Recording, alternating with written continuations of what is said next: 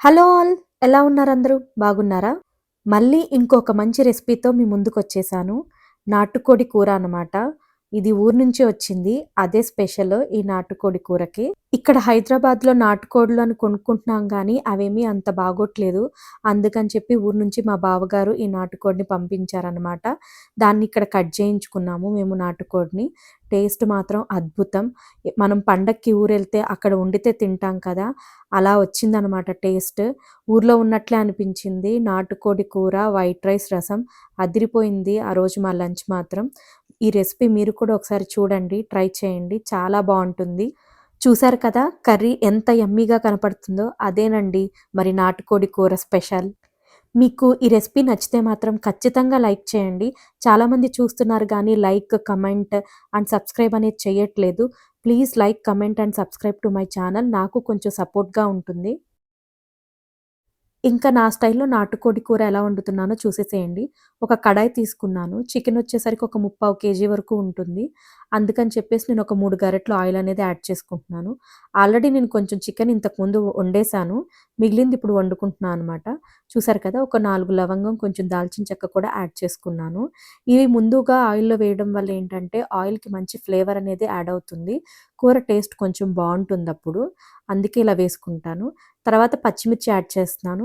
So, ఇప్పుడు కొంచెం ఈ పచ్చిమిర్చి వేగడం వల్ల ఈ పచ్చిమిర్చి ఘాటు కూడా ఆయిల్‌లో యాడ్ అవుతుంది కదా! సో, కొంచెం బావుంటుందనమాట కూర. చూసారు కదా! ఇలా పచ్చిమిర్చి కొంచెం వేగాక నెక్స్ట్ నేను ఆల్రెడీ కట్ చేసి పెట్టుకున్న ఉల్లిపాయ ఉంటుంది కదా! ఆ ఉల్లిపాయ ముక్కలు కూడా యాడ్ చేసేసుకుంటున్నాను. పచ్చిమిర్చి వచ్చేసరికి ఒక 5 పచ్చిమిర్చి కట్ చేసుకున్నాను. ఇవి చిన్నవనమాట కొంచెం. అలాగే ఆనియన్ వచ్చేసరికి ఒక 2 మీడియం సైజ్ ఆనియన్ ఇలా మంచిగా కట్ చేసి పెట్టేసుకున్నాను. అవి కూడా ఇందులో ఏసేసుకుంటున్నాను ఇప్పుడు. ఇవి బాగా వేగాలనమాట. బ్రౌన్‌గా వచ్చేసేయాలి. తర్వాత కొంచెం కరివేపాకు, అలాగే గళ్ళుప్పు ఉంటుంది కదా! నాన్ వెజ్ కూరల్లోకి కొంచెం గళ్ళుప్పు అయితే బావుంటుంది. సో, నేను గళ్ళుప్పు తీసుకుంటున్నాను. కరివేపాకు వేసుకొని ఇలా కలిపేసుకున్నాను కదా! ఆ తర్వాత గళ్ళుప్పు, ఈ గళ్ళుప్పు కూడా యాడ్ చేసేసుకుంటున్నాను. కొంచెం ఆనియన్‌లో ముందేయడం వల్ల ఏంటంటే ఉల్లిపాయ అనేది కొంచెం త్వరగా మగ్గుతుంది. నాటుకోడి ఊరు నుంచి పంపారు అన్నాం కదా! సో, వచ్చిన రోజే ప్రగతి నగర్ చెరువు దగ్గర మంచిగా కాల్పిచ్చి కట్ చేయించేసుకున్నాము. ఆ రోజే కొంచెం కర్రీ వండేసుకున్నామనమాట. అది వర్కింగ్ డే. అందుకని కొంచెం కర్రీ తీసి ఫ్రిడ్జ్‌లో పెట్టుకున్నాను. నెక్స్ట్ ఒక 2 డేస్ తర్వాత మళ్ళీ వండుకుంటున్నా అనమాట. ఆ రోజు నేను ఇలా వీడియో చేసుకున్నాను. ఇంకా ఉల్లిపాయ మగ్గాలని చెప్పి ఇలా మూత పెట్టేసుకున్నాను. చూసారు కదా! స్టవ్‌ని సిమ్‌లో పెట్టి ఇలా మగ్గబెడుతున్నా అనమాట ఉల్లిపాయ అనేది. చూసారు కదా! మంచిగా వేగుతా ఉంది ఉల్లిపాయ. అడుగంటకుండా ఉండాలి అని చెప్పి మధ్య మధ్యలో తీసి కలుపుకుంటా ఉన్నా అనమాట. ఆనియన్ అక్కడక్కడ అడుగంటుతా ఉంటుంది కదా! సో, ఇలా కలుపుకుంటూ ఉన్నాను. ఆల్మోస్ట్ ఇంకా వేగిపోయినట్టే ఆనియన్ అనేది. సో, నేను ఆల్రెడీ గసగసాలనేవి ఒక గిన్నెలో నానబెట్టుకొని, కడిగేసుకొని మిక్సింగ్ జార్‌లోకి తీసేసుకున్నాను. సో, ఇప్పుడు ఈ కొంచెం ఆనియన్ అనేది వేగిందనుకోండి ఇంకా, ఇందులో కొంచెం ఆనియన్ అనేది గసగసాల్లో యాడ్ చేసుకుంటాను. ఇన్ని నీళ్లు ఉండడం వల్ల ఈ మిక్సీ జార్‌లో అనేవి గసగసాలు నలగవు కదా! దానికోసం నేను కొంచెం వేగిన ఆనియన్ అనేది ఇందులో వేసుకుంటాను. అదే కొంచెం ఎక్కువ గసగసాలు వేసుకుంటే ఇలా ఆనియన్ అనేది మనం మిక్సీ పట్టుకోక్కర్లేదు వీటిలతో కలిపి. జస్ట్ గసగసాలు నలగడం కోసం నేను కొంచెం ఆనియన్ అనేది అందులో వేస్తున్నాను. చూడండి ఇక్కడ కొంచెం ఇలా ఆల్రెడీ లవంగం, దాల్చిన చెక్క అవన్నీ వేగినాయి కదా! ఈ ఉల్లిపాయలు ఇవన్నీ. సో, అవి తీసేసుకొని ఈ గసగసాలు దానిలో ఏసేసుకుంటున్నాను. సో, అప్పుడేంటంటే ఈజీగా గసగసాలనేవి వేగిపోతాయి. కొంచెం ఆనియనే వేస్తాను. మొత్తం వేయను చూడండి. ఇంకిలా కొంచెం తీసేసుకున్నాక మిగిలిన ఆనియన్‌లో చికెన్ అనేది యాడ్ చేసేసుకుంటాను. సో, చూసారు కదా! ఇంకా ఇందులో చికెన్ అనేది యాడ్ చేసేసుకుంటున్నాను.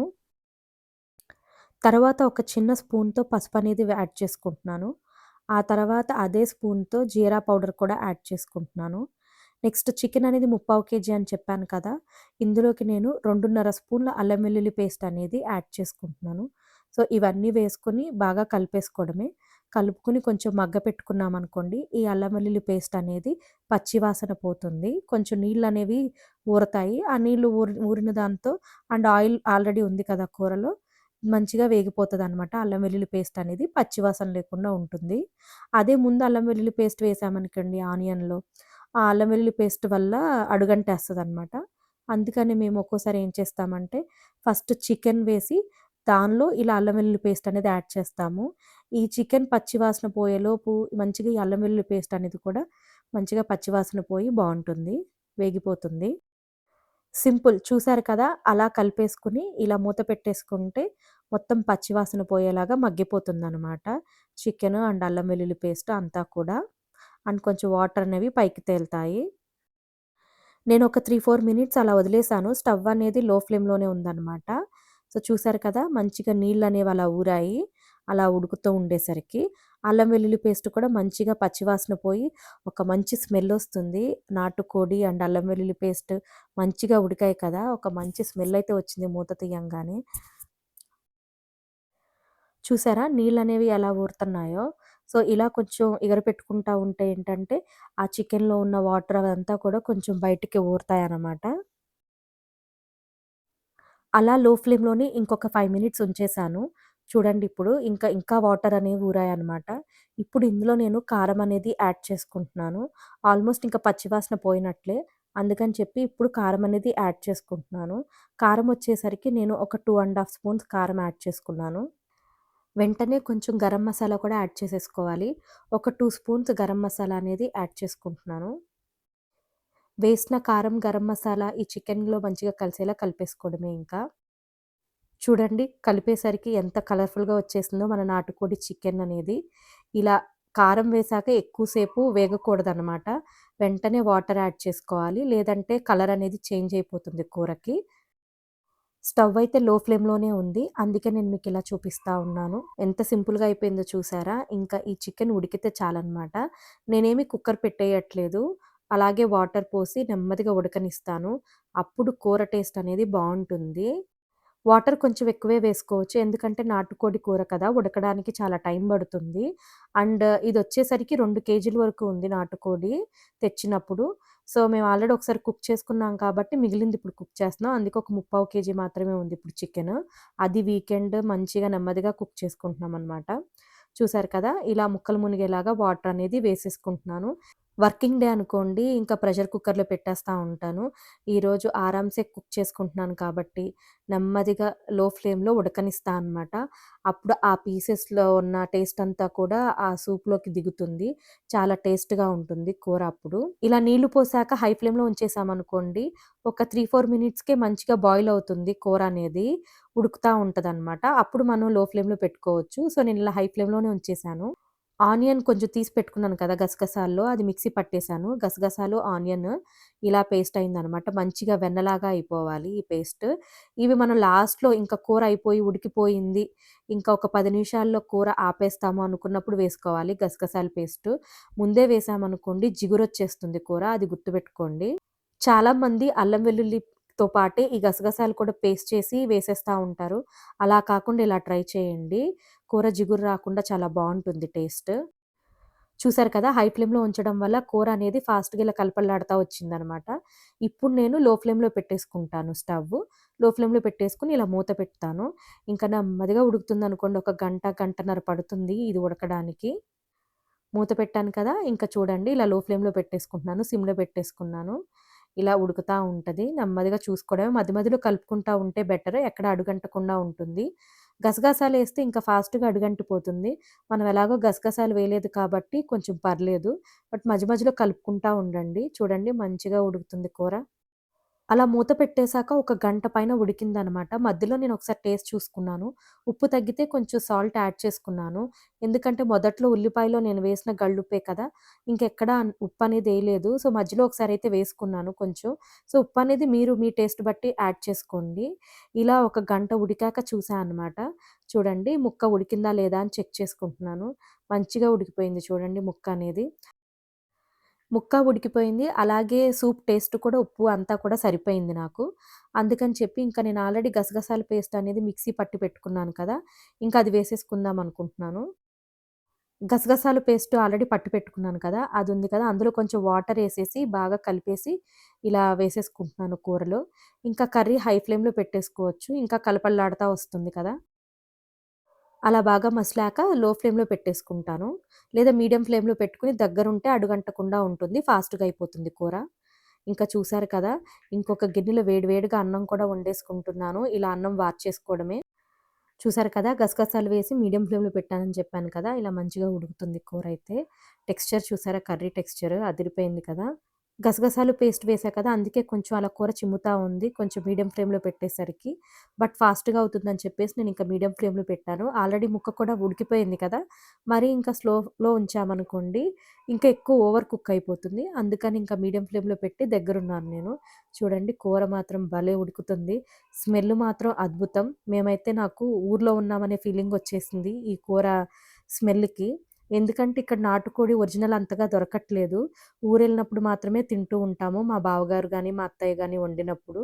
సో, ఇప్పుడు ఇలా మా ఇంట్లో మేము కుక్ చేసుకుంటుంటే భలే అనిపించింది. స్మెల్ మాత్రం ఆ స్మెల్‌కి ఫుల్‌గా ఆకలేసేస్తుందనమాట ఫస్ట్. అలా గసగసాలు వేశాక ఒక 15 మినిట్స్‌కి కూర అనేది ఇలా దగ్గరకొచ్చేసింది. ఇప్పుడు ఇలా కనబడుతుంది. బట్ ఒక 5 మినిట్స్‌కి, 10 మినిట్స్‌కి కూర అనేది సెట్ అవుతుంది. అప్పుడు కొంచెం ఆయిల్ పైకొచ్చి చాలా కలర్‌ఫుల్‌గా బావుంటుందనమాట. ఈ మాత్రం సూప్ కూడా లేదనుకోండి, ఇంకొంచెం చల్లారేసరికి మనకసలు సూప్ ఉండదు కలుపుకోవడానికి. కాబట్టి నేనింక ఇలాగే ఆఫ్ చేసేస్తాను. మా వాళ్ళకి కొంచెం గ్రేవీగా ఉంటేనే నచ్చుతుంది. కాబట్టి నేను ఇలాగే ఆఫ్ చేసేస్తాను ఇంక కర్రీ. ఈ కూర చూసారు కదా! అసలు గారెలున్నాయనుకోండి, మినపగారెలు, దాంతో తింటే ఇంకేం లేదు స్వర్గమే అనుకోండి.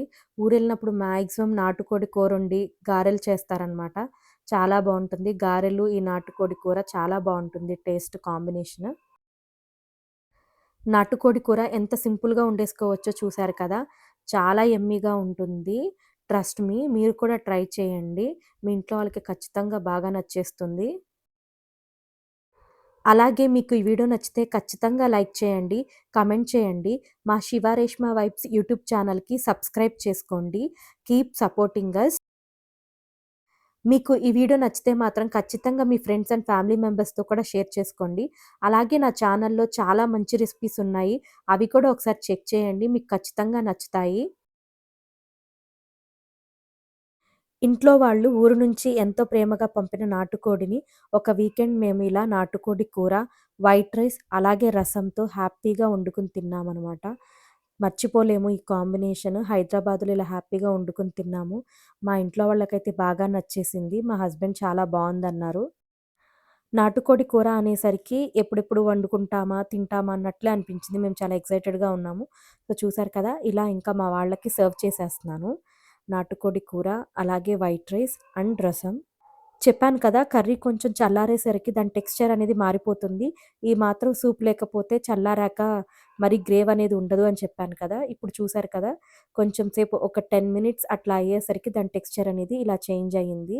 మీకిప్పుడు అర్థమవుతుంది అనుకుంటున్నాను. కర్రీ ఆఫ్ చేసే ముందు ఎలా ఉంది అండ్ ఇప్పుడు ఎలా సెట్ అయింది అనేది. సో, ఇలా కర్రీ అనేది సర్వ్ చేసేసాను. సూప్ చూడండి అసలు ఇలా ఉంటే మాత్రం వైట్ రైస్‌లోకి చాలా బావుంటుంది. ఇంకా మినపగారెలైతే చెప్పక్కర్లేదు. చాలా టేస్టీగా ఉంటుంది. మినపగారెలు, ఈ నాటుకోడి కూర అనేది. ఇంకా అలాగే మా వాళ్ళకి వైట్ రైస్ కూడా సర్వ్ చేసేస్తున్నాను. ఇలా వీకెండ్ మంచిగా ఏదన్నా వెరైటీస్ వండుకొని, ఆ తర్వాత ఇంట్లో వాళ్ళు తిన్నాక వాళ్ళు బావుంది అని చెప్తారు కదా! అప్పుడు నేనింకా చాలా హ్యాపీ అయిపోతా అనమాట. వాళ్ళు మంచిగా తినడమే కదా మనకు కావాల్సింది. వీకంతా హడావుడిగా ఏదోటి వండుకొని తింటూ ఉంటాము.